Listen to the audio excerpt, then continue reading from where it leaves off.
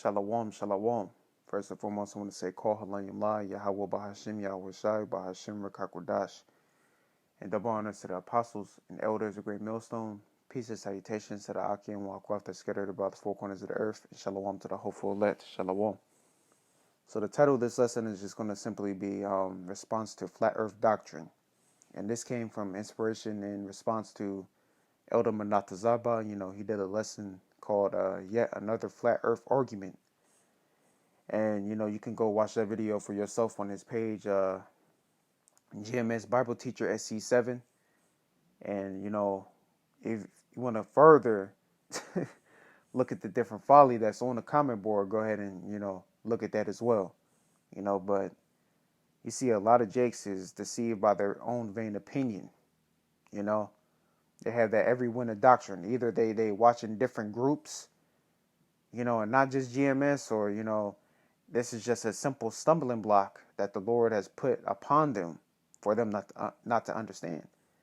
That's why it says, in Romans 11, verse 7, only the elect have obtained it, the rest were blinded, which I might go ahead and get that precept later on in the lesson out of one Vatazah. But yeah, man, Jake is, they're not speaking according to this word either. Like the elder also brought out in this video, Isaiah 8:20. If you don't speak according to this word, there's no light in you. So I'm gonna go ahead and play this screen recording, get in more depth of the lesson, and I'm gonna just close it out. So here we go. All right, Shalom. All praise Yahweh Shai, and double honor to the apostles and elders of Great Millstone. And this video is for dumbass flat earth individuals who keep coming on the comment board talking about the earth moves not. They think that means that the planet is not spinning. As you see right here, this is a perfect representation. That's why I had to stop and record this. All right, you see right here a gigantic spinning ball, right?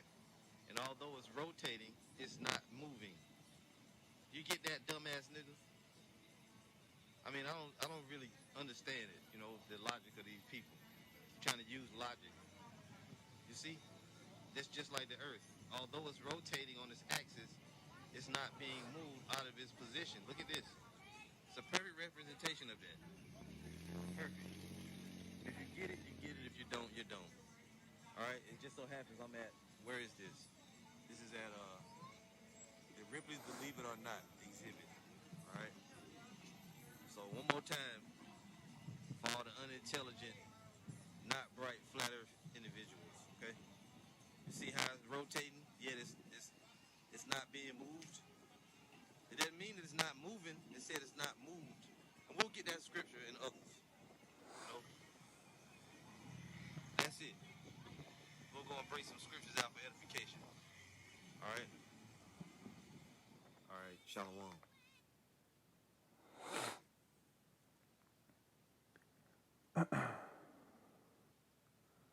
So as you saw, you saw the screen recording the elder Manatazaba went into. You just have different jakes that, like he said, trying to use their logic and just don't understand the simple concept that the earth is round and that it doesn't move and it's still spinning. They don't understand that, because that's a stumbling block unto them, but I went to the comment board and the elder, pointed out one thing which is clearly obvious. Esau Edom created this conspiracy, this theory, this so-called hypothesis, whatever you want to name it, it's made up in short, and through the spirit, I went on Google and try to search up in the search engine and who created this conspiracy, and as you see Samuel Robotham, and it says Samuel Burley Robotham was born 1816, December 23rd, 1884 in London, blah, blah, blah, blah, blah, was an English inventor and writer who wrote Zetic Astronomy, earth, not a globe, under the pseudonym Parallax. His work was originally published as a 16-page pamphlet, 1849, and later expanded into a book, 1865. So my first question is, why would you trust your enemy? That's number one. Okay. Esau Edom's main goal is to keep Israel Yasharallah asleep with his different schemes and his media, his medium, his enchantments, his sorceries. At the end of the day, Esau Edom knows the truth. But us, I don't even gonna say us, our people, they're blinded. Because the Lord has put that veil over their eyes and gave them the spirit of slumber. Or ones that know that they're Israelites, this is just like I mentioned not too long ago, a stumbling block. So why would you trust in a so-called source that has nothing to do with the scriptures? Nothing at all. This is considered to be a fable. Even though this gives a description of who created this or where it originated from, it's still considered a fable.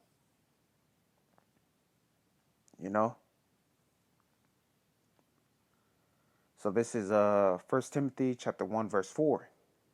Neither give heed to fables and endless genealogies, which minister questions rather than godly edifying, which is in faith so do. So I'm going to get that word fable. And this is the etymology, and it says fable. Now, first word that you see, falsehood, fictitious narrative, a lie, story, fable, tale, drama, fiction. You get the point. And the first precept that should pop in your head for falsehood is Psalms 144 verse 11, which I got, but that's his right hand. Esau Edom was estranged from the womb. I'm actually go ahead and get that.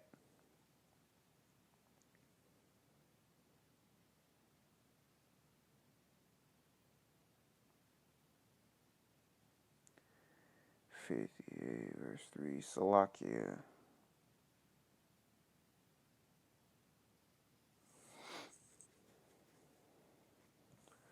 All right, this is Psalms 58, verse 3. The wicked are estranged from the womb. They go astray as soon as they be born, speaking lies. And who's the wicked? That's Esau Edom. You go to Malachi chapter 1, verse 4. The border of wickedness, that's Esau Edom. As soon as they be born, speaking lies. Cain was the first murderer of the beginning and the first liar. And Esau Edom is just a reincarnation later down the line of Cain. A leopard can't change the spots. If he's doing that thousands and thousands of years prior to now, what makes you think he just gonna sing Kumbaya with you? This is the devil. He's done what he's seen with his father. But also wanted to get the word genealogies as well.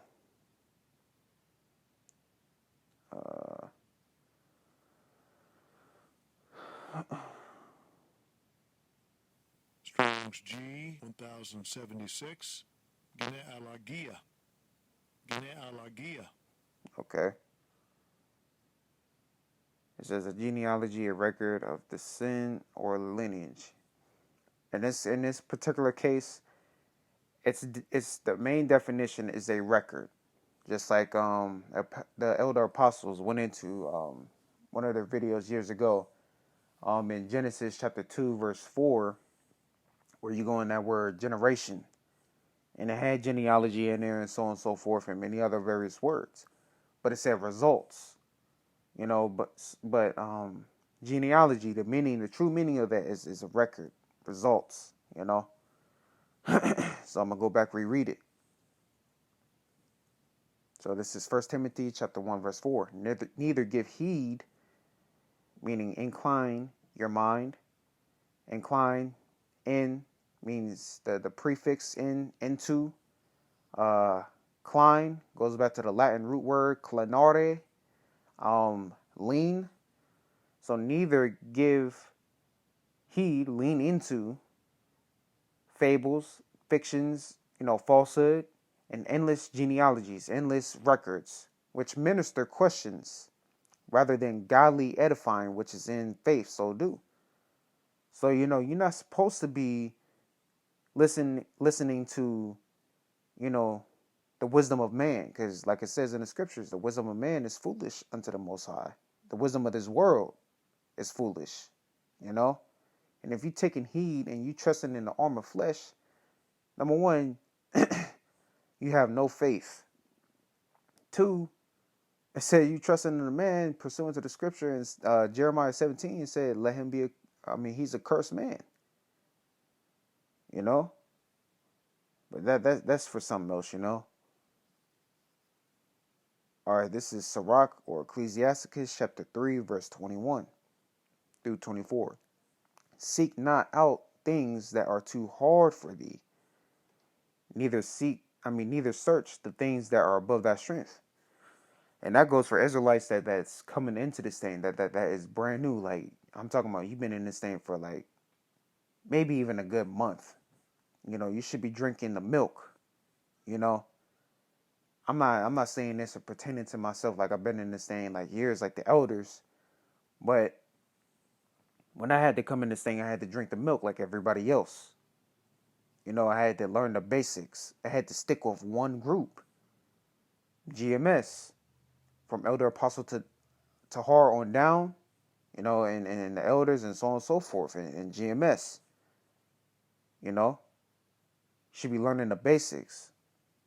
Verse 22, but what is commanded thee, think thereupon with reverence, for it is not needful for thee to see with thine eyes the things that are in secret. Here's the point, be not curious in unnecessary matters. So why would you be trying to take heed into a so-called fable that's dealing with the wisdom of this world instead of seeking for your salvation, trying to get the hell up out of here, trying to get out of Babylon the Great, instead of being burned with these ICBM missiles? That's a question that you should be asking yourself, For more things are shewed unto thee than men understand. For many are deceived by their own vain opinion, and a evil suspicion have overthrown their judgment. Again, if you're not speaking according to this word, there is no light in you. Also says in the scriptures, the deceiver and deceiver are his.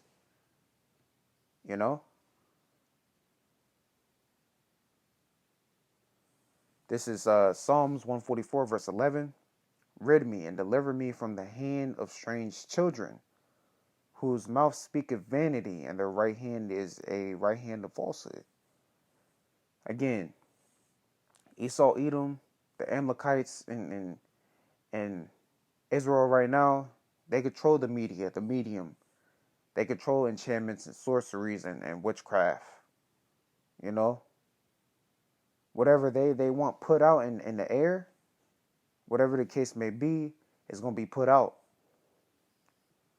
But our news, the wisdom that we should be taking heed to is this word, this doctrine of Yahweh Bahashim Yahushai. We shouldn't be worried about nothing else but trying to get the hell up out of here, not following a multitude to do evil. If that's the case, you might as well go back in the world. You might as well go back to being plucked up dead twice. If you want to go ahead and take heed, I'm going to go ahead and actually get that Romans now.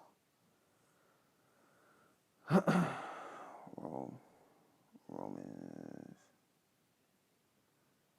through, I'm going to say, go ahead and say 9.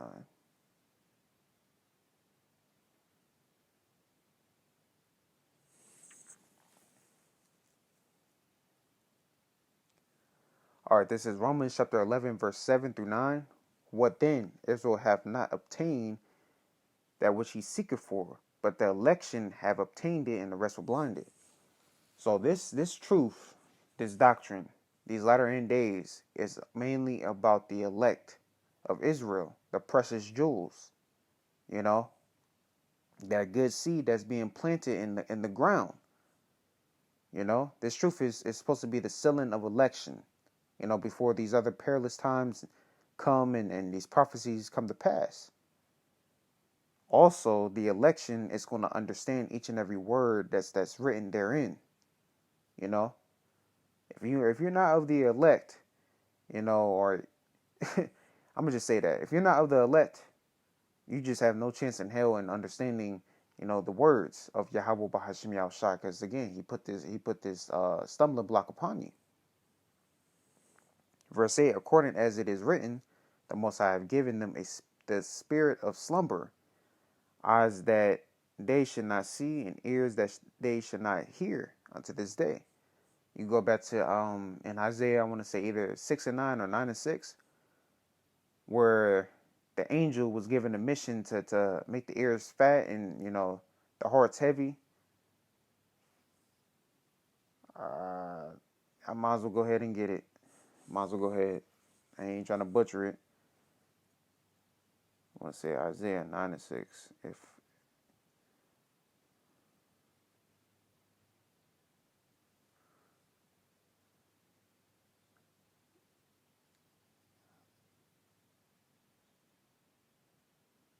no, might be 6 and 9.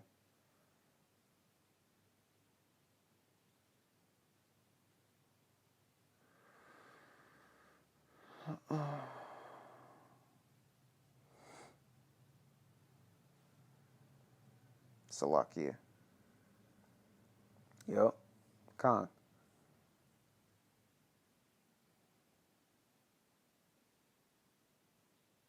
Salakia.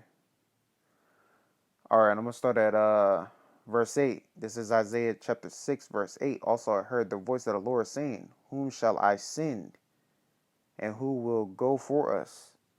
Then it said, I, here am I. Send me. And it's talking about an angel. And he said, go and tell this people, hear ye indeed, but understand not, and see ye indeed, but perceive not.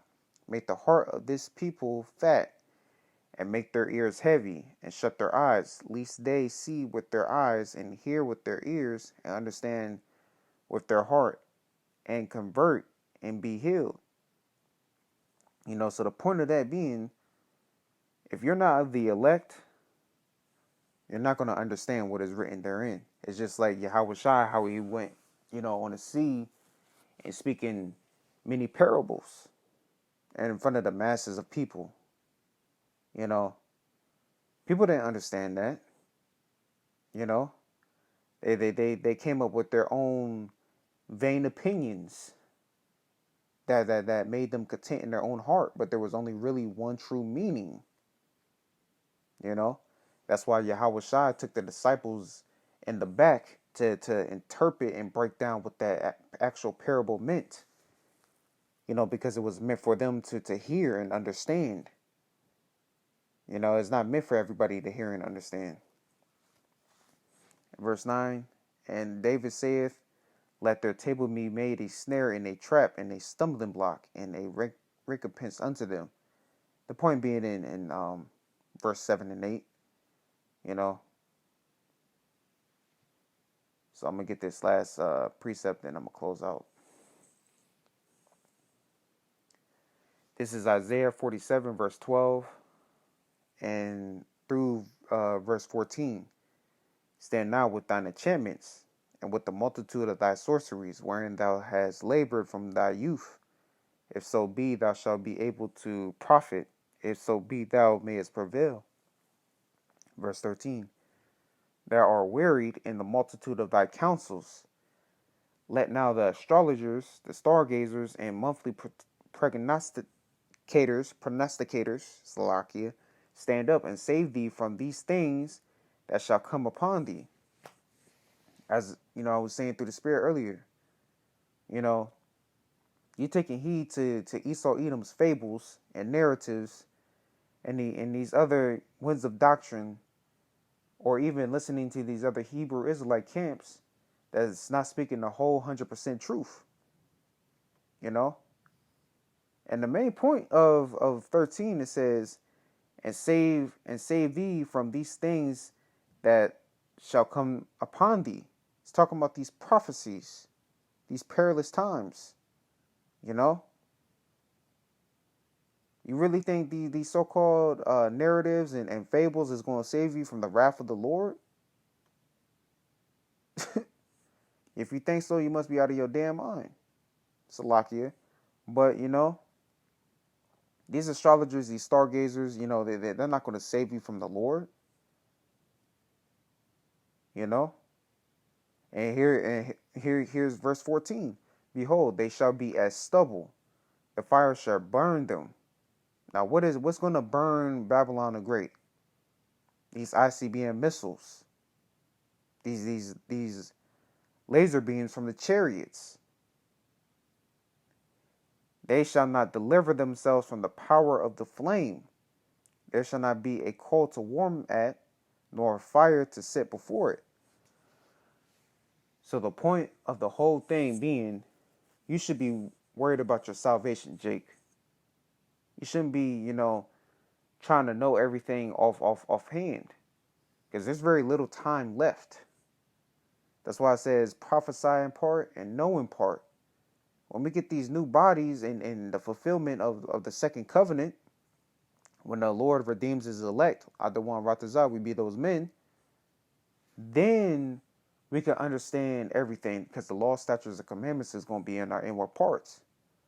But the main thing that you should be seeking for is not taking that RFID chip, making it out of Jacob's trouble, praying to the Lord that we're deemed worthy to be in his presence in that given time.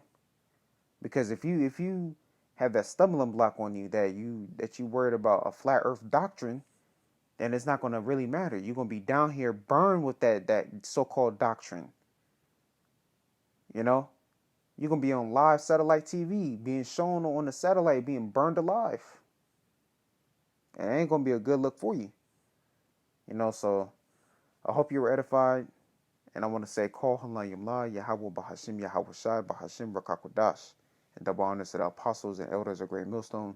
Peace and salutations to the Aki and Walk Off that scattered abroad the four corners of the earth. And shalom to the hopeful elect. Shalom.